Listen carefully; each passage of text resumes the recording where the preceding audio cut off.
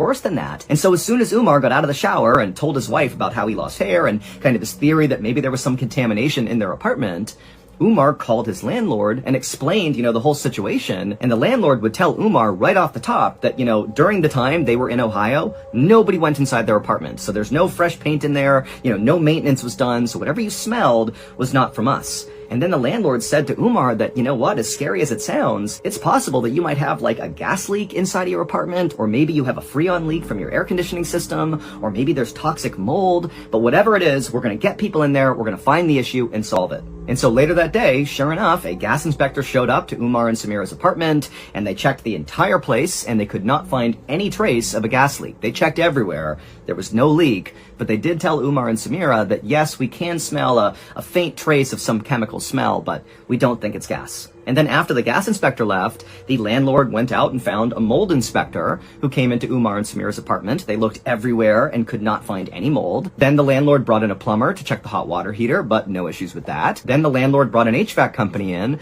and they checked the air conditioning units, and there was no leak. And so finally, after the landlord had kind of run out of ideas for who to bring over to check the apartment, because again, by this point, nobody had found anything wrong with the apartment, Umar just said, you know what, I'm going to call the fire department. And so Umar, he calls the fire department, and the fire department, they send over their hazardous materials team or their hazmat team. And so they go into the apartment and they look everywhere, and there is nothing. They could not find any source that was causing the smell at all. It seemed very much like their apartment was totally safe and fine. But by this point, it's now been 2 weeks since Umar, Samira, and their baby had come back from that trip, and they still felt totally horrible. Umar still had his headaches, he was still losing his hair, Samira had begun losing her hair as well, she still had her headaches, she still felt lethargic, and their baby was still losing her hair, and she still was fussy and miserable. And all three of them now had developed this weird shortness of breath, where they'd just be walking through the apartment, and suddenly it was like they couldn't even breathe. And so now they've had all these people who can't find anything wrong with their apartment, they'd gone to their doctors, and the doctors had no idea what was wrong with them.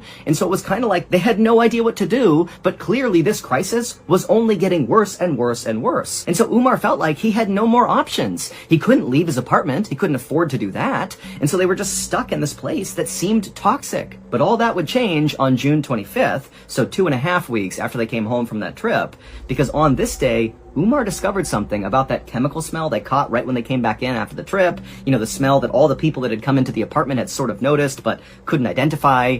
On June 25th, Umar figured something out about that smell.